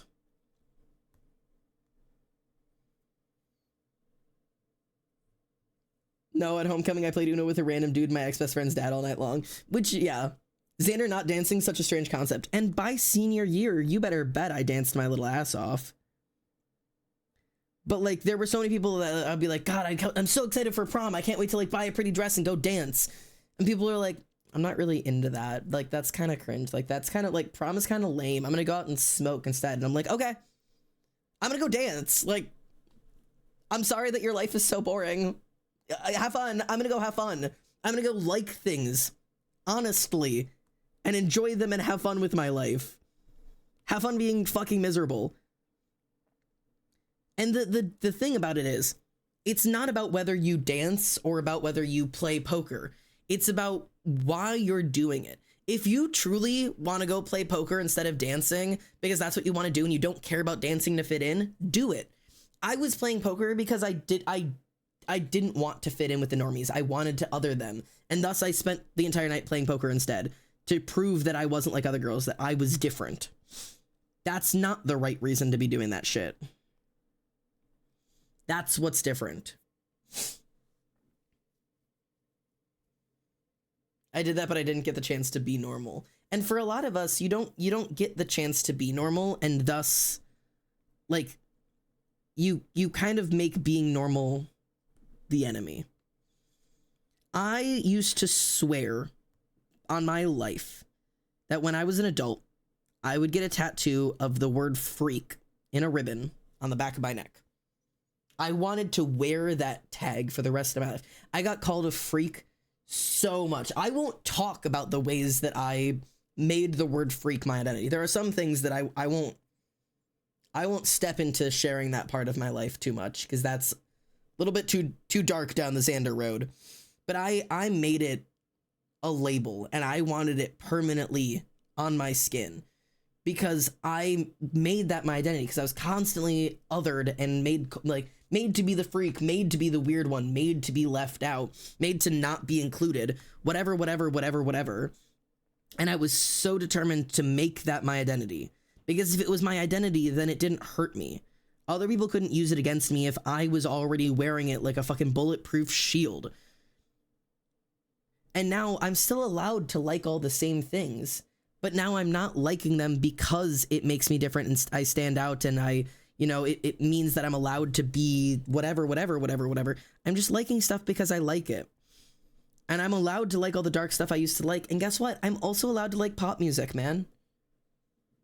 I'm allowed to like things that I like. I'm allowed to like country music. I'm allowed to like Minecraft roleplay. I'm allowed to like, I don't know, basic ass shit. Pop music's good. There is so much good pop music out there.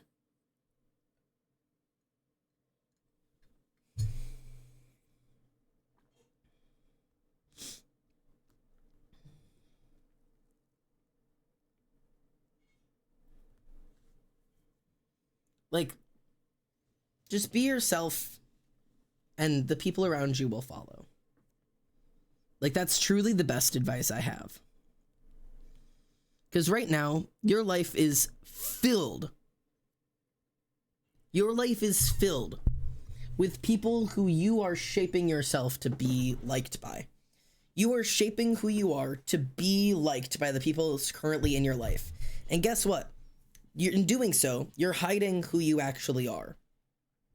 If you embrace who you actually are and what you like, and you go through the unbearable experience of losing the people around you, you will make space in your life for the people who like the real you. But you will never find those people if you're never acting like the real you. You can't constantly pretend to be somebody else so that you're liked by people and then wonder why there's never anybody who likes the real you. No one knows who the fuck that is. I doubt you even know who that is yet. Work on it. Lose everyone if you have to. Being alone is the best way to figure out who you are. And when you figure out who you are, you will suddenly be surrounded by people who like that version of you. You are only ever going to be surrounded by the people who like the version of you that you're actively portraying. You want to act like a frat dude? You're going to be surrounded by people who want a frat dude. You want to act like a Minecraft role player? You're going to be surrounded by people who like Minecraft role players. You will only attract the way that you present. End of story.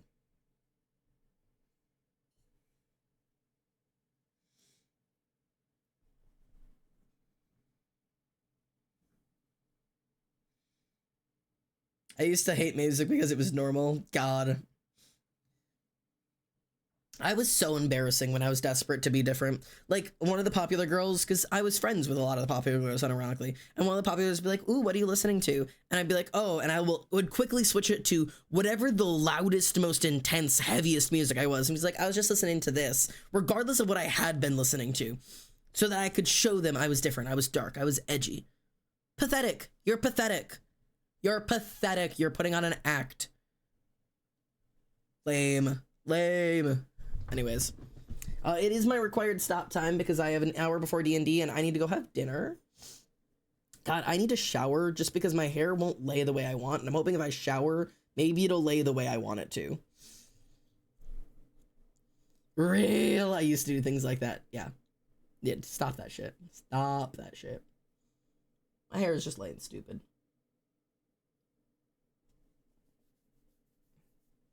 Stupid hair. Anyways, it is my required stop time now. I hope you guys enjoyed this. Please, please, please, please, please, now that we've talked about a whole bunch of it, go watch the video. Please. This is me unironically begging. I'm begging for clout right now. Because if I get between 1,300 and 2,000, so between like 1.3 thousand and 2,000 views on the video this month, I will have full YouTube partnership before the end of the year. That is my goal. That is my driving goal right now. Go watch it, go share it with your friends, go share it on Twitter, go share it on TikTok. Like, I don't normally ask that from you guys because I don't usually care, but getting YouTube partnership has been a dream of mine for years. And I am suddenly at the precipice of, I only have like about a month and a half to make it because I've got limited partnership right now. If I don't make it in the next month and a half, I don't think I ever will. So I'm going to beg a little bit. Go watch the video, send it everywhere you can, share it out to your friends, comment, like it. Like, I'm like legitimately do all those things. Like, do like comment and like and subscribe and interact in any way you can because it really, really, really, really, really helps the video. I will respond to every comment. Like, so thank you. I don't normally beg for clout, but today I must because this is important to me. And let me figure out where to send you all today. Please don't beg in other people's chats to go watch it though. Like that, do not promo me in other people's chats. That's like the one place. Do not do that. That is like the one line to draw. Oh, Fern's live right now. I shall put it on loop while I sleep tonight. So real. This video will be everywhere. We swear it. You guys mean the world to me. All right. Let me get you guys rated off. Oh, no. Alright, sending you to Fern Dragon, because Fern's live playing Silk Song right now. Just finished the test and went from a 2-wing one to a 9-wing. Ooh, so your morale, sorry, I do have to go, but your morality stands strong. You still got a lot of morals about the world, but you've made a slight shift. You've made a slight shift from dedication to serving other people as a way that you believe is best to suit the world, to now peacemaking is the best way that you believe to suit the world. So you've taken a step back, which is really, honestly, could be like great growth. The reality is you might be a 1, like your core might be a 1, and how you're acting is shifting accordingly. But you've shifted from, I have to serve everybody because that is what is right for the world, to I'm going to keep the peace and that is what is right for the world. Like I'm going to, like, rather than constantly shelling yourself out for people, you've kind of taken like a slightly different approach that's a little bit more intuitive, a little bit more internal, a little bit more like, you know, I'm not going to voice my opinion on things. I'm going to try to keep like everything safe by not voicing my opinion, not making a ruckus, but not constantly shelling myself out. An interesting little, like, you kind of pulled internally. You're learning to protect yourself, which I think is really important, but also learning to protect yourself, like not constantly giving out to others, is a good first step. Your second step is to actually analyze, like, now, because now you're still not putting your needs first. That's the similarities between 9s and 2s. You don't put yourself first, but 2s put all of their needs behind the needs of others, whereas 9s put all of their, like, how do I say, like, their desires beneath the desires of others. Like 2 is like a physical need they share, and 9 is more of like opinions and thoughts. So like now, instead of like, oh, I'm going to care for you, but don't worry about me, now it's, I'm not going to voice my opinion. I'm going to let you have your opinion. Like it's a very, you're very similar. Interesting. You still don't value your own opinion high enough though. Work on that. Your autism is showing. Ooh, sorry, let me put that away. Time to go. All right, starting your raid. You guys are going to Fern. I gotta go have dinner. I've been looking forward to this video for so long. Yeah, I'm so glad. Also, this is, for anybody who's confused, I do have to do the raid, but this is not the full 9-hour video. We are doing it in 10 little parts. I explained that in the video. Other videos will be coming.